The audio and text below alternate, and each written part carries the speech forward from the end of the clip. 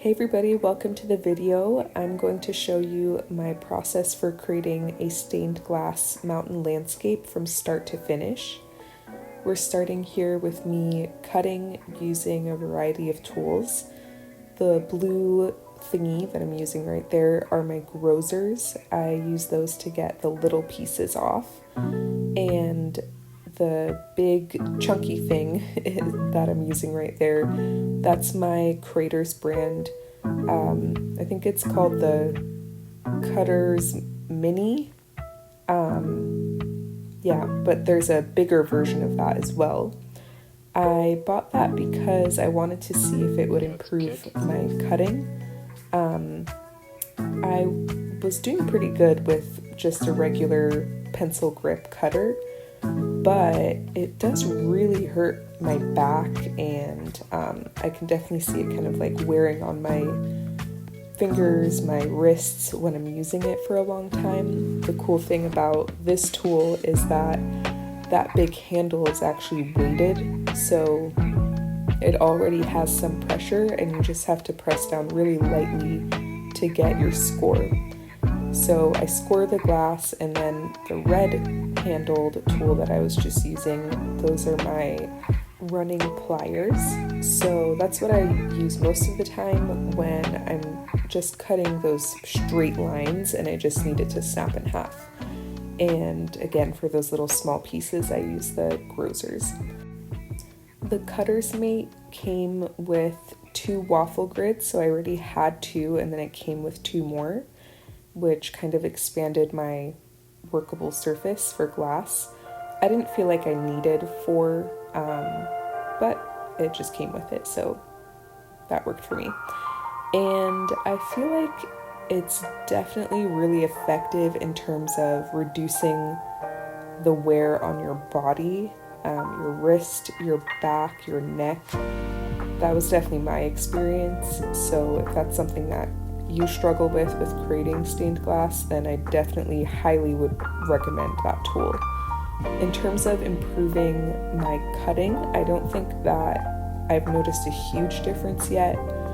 I was already feeling pretty confident with the pencil grip, and I feel like it's really good at getting an even score line because it's always at a perfect 90-degree angle.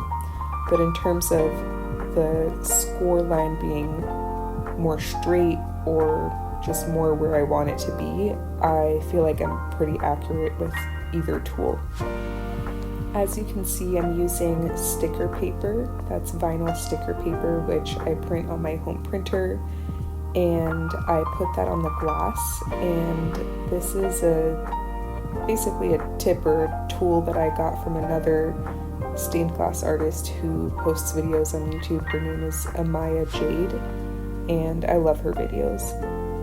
But she had this really great idea to use stickers, and well, actually, I don't know if it was her idea, but I got it from her, and I think it works really well for me because a lot of the time the glass doesn't break where I want it to, and it's really easy to just move the sticker again, just take it off, put it on a different piece of the glass and start over. And it sticks on and stays on even when I get to the grinding part, which involves a ton of water and, touching the sticker with the grinder bit, and it stays put pretty well. And yet once I go to take it off, it comes off really easily. And there's very little residue even once it gets wet. If there is a little bit of residue, I just use some alcohol to rub it off, and it comes off really easily.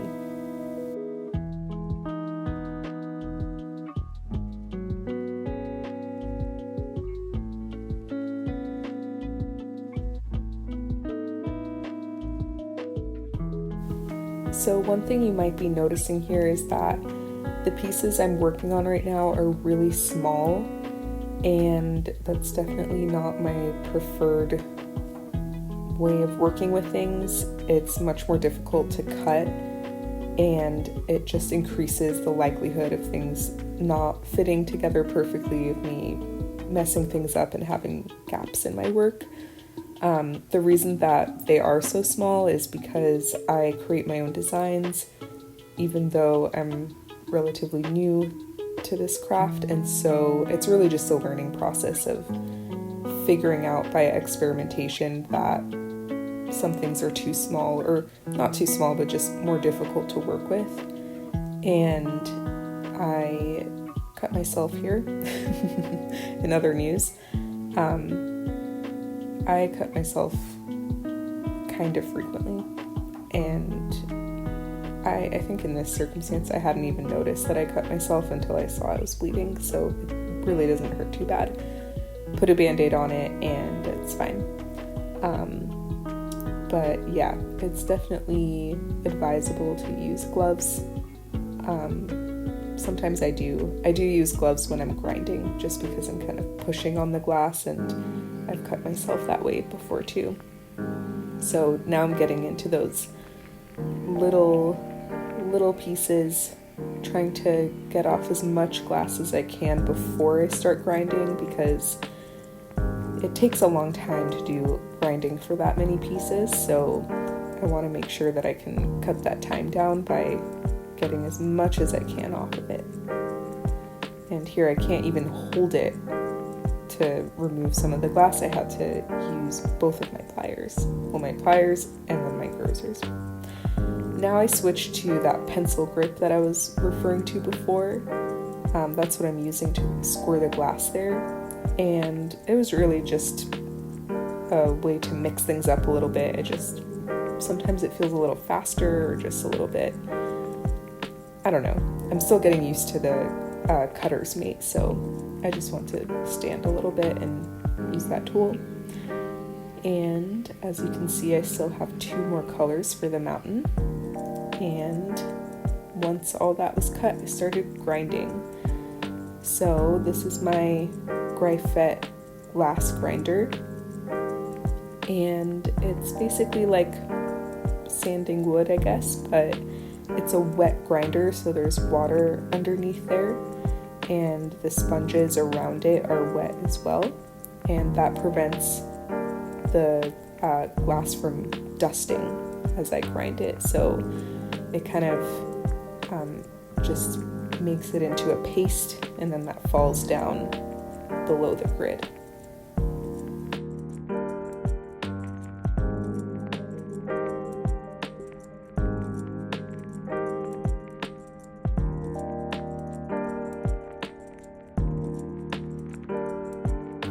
Every step of the process for creating stained glass takes so long. Most of this video is on 3.5 times speed, so it's also way slower than it looks. And I cut out so much of the video that I did take, and I didn't even video everything that I did for this process. It takes several weeks for me to find the time to fit in all of the steps to create my projects. Here's a little bit of a closer view for grinding, and that's the biggest grinding bit that I have, so that'll be for kind of just like the basic surfaces, and just getting all of those sides as close as I can to that original pattern, and then seeing and checking if it fits with the rest of the pieces as I put them back one by one. So with those small pieces, it's also a little bit more difficult to work on the grinding, just because it's so tiny and a little bit more difficult to navigate.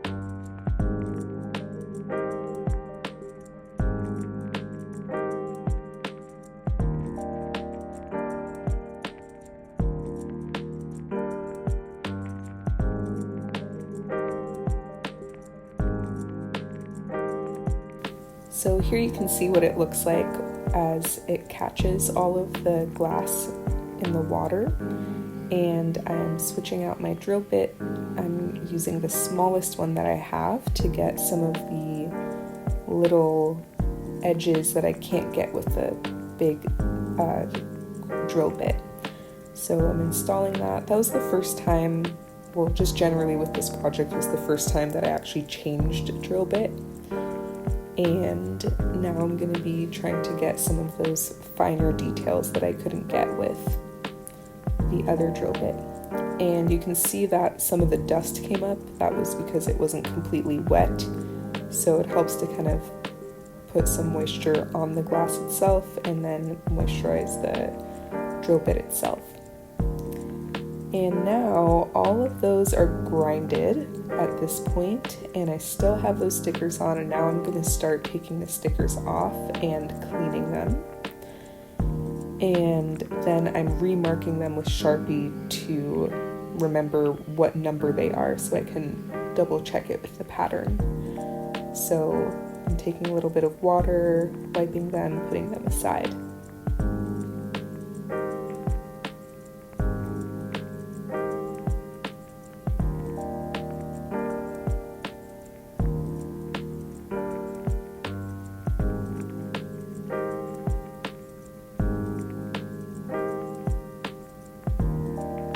This is also the point where I use some of the alcohol to clean off any residue from the sticker. And I really like this part because you start to get to see the colors again, and it's been a while since I saw the colors. They've had the stickers on for so long, and it's kind of the first time you get to see it actually come together, and it's always different than you imagine. When you go to the glass store or you're ordering glass for a project, you kind of have an idea of what the colors are going to look like together, but it's so different once it comes together and you kind of see what that one color for that one little piece really does to the whole project. By the way, this is Mount Hood. It's a design I created for my boyfriend who loves Mount Hood. He has climbed Mount Hood several times. It's a goal of mine to climb Mount Hood, hopefully this spring. Oh, and by the way, here I'm just showing you how I messed up and it doesn't fit perfectly. But this is what it looks like in the end, and it's supposed to be Mount Hood when it's pink. At certain times of the day, the entire mountain just turns pink, and it has a really beautiful pink sky. And if you want to see what I'm referring to, just look up Mount Hood, Oregon, pink sky. Sunset, sunrise, you'll see what I mean. So now we get into foiling. Foiling is when you put adhesive copper foil around all of the edges of the glass and you smooth it down. And every single piece of glass needs this so that the solder later on has something to stick to. If you just put metal like the solder on the glass, it would pretty much just slip off. And actually that frame that I have underneath it is what I solder on. It's an old frame that I just got at a store that was closing. I think it was like $1 or something. And it works really well as a base for my soldering because it's heat resistant, and when the solder splashes on underneath, I can just pick it off after. It comes off really easily. So anyways, we don't actually want that quality for when we're soldering the actual piece, so that's why we have copper foil, and that's what allows all of the pieces to stay together. So this is what it looks like when it's fully foiled, and I'm zooming in so you can see that I also had some gaps and I covered those with foil.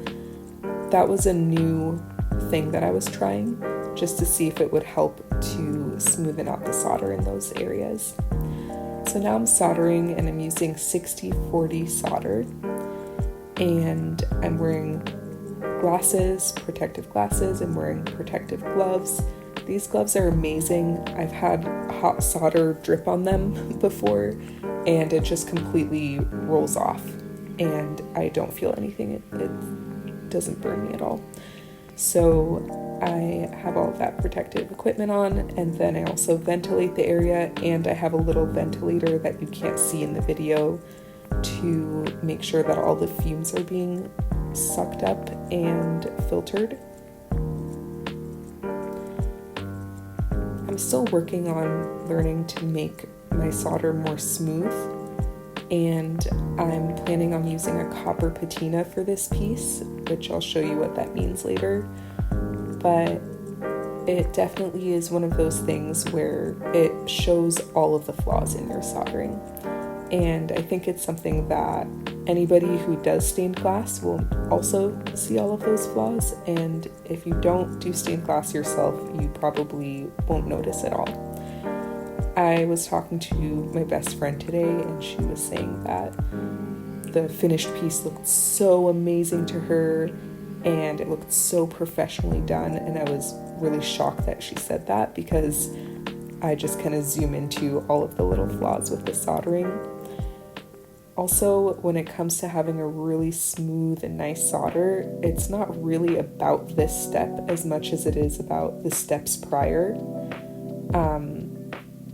If the pattern itself has so many small pieces like mine does, and therefore there are bigger gaps and it's harder to get them to fit perfectly together, that will affect the way that the solder looks in the end too. So that's kind of what I was dealing with there, and that's what it looks like when it's fully soldered.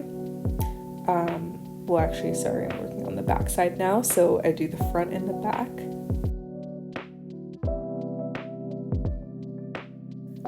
On this side, you can see I started to solder, and then I noticed that something was wrong. It wasn't flowing as much, and it's because I forgot to put on my flux, which is a chemical that helps the metal flow really smoothly and therefore look smoother and adhere better when we're putting it on. So I'm putting that on all of the little foil edges before I start soldering again.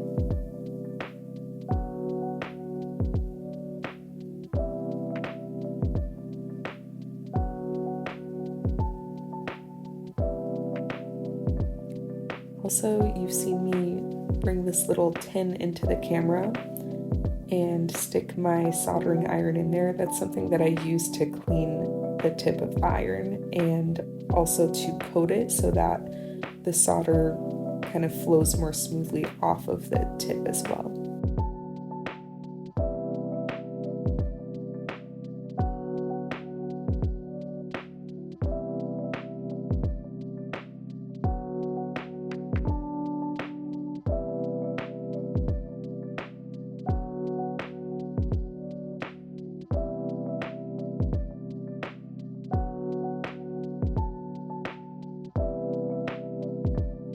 Here I'm starting to work on the edges and the sides of the piece.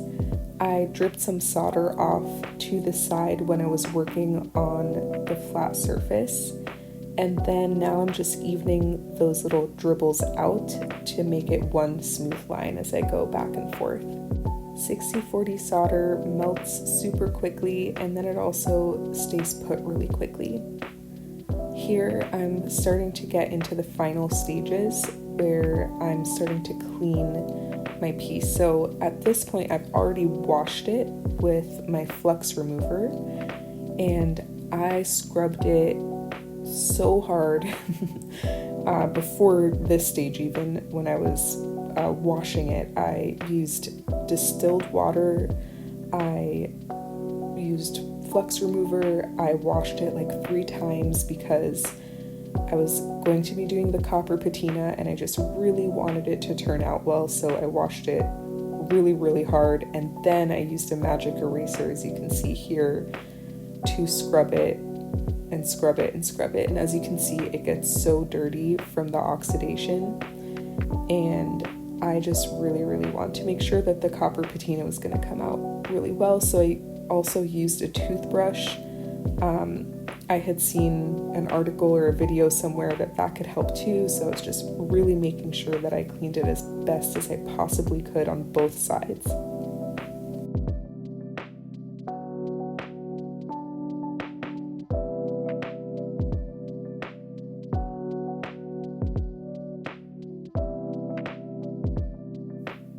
I'm going back over it with the magic eraser again. I just couldn't risk anything for this piece. So I'm finally ready to use my copper patina, and here we go. And as you can see, it instantly changes the color, and I'm actually really happy with the way that it turned out. Part of me didn't want to risk it because I've done it in the past and it didn't turn out well. And this was a really special piece because I was making it for my boyfriend, and I had just invested so much time in it, I really didn't want to mess it up. But I think it's important to take risks, and I'm really happy I did because I think it was important to do a copper patina since the mountain itself is pink in this piece, and it just wouldn't make sense to have done a black patina or just left it silver.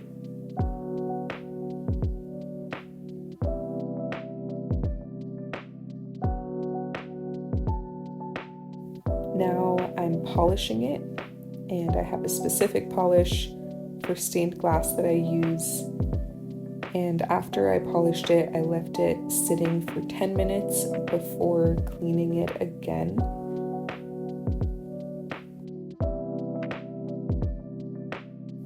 And here I am cleaning it again with another magic erase sponge. And as you can see, it's way more clean now, and it's not turning the sponge completely black.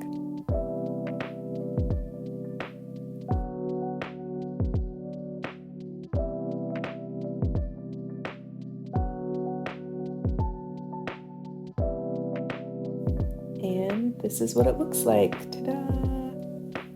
I think it came out really well.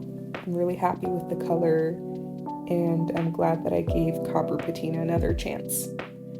So this is what it looks like in the daylight, and you can really see the colors. The green is very different on one side and the other. The border is opalescent, and those little squares in the corner are dichroic glass, and they have kind of a ripple texture. The purple glass in the middle is my favorite color. You can really see it coming through those different colors. And finally, this is what it looks like in the window.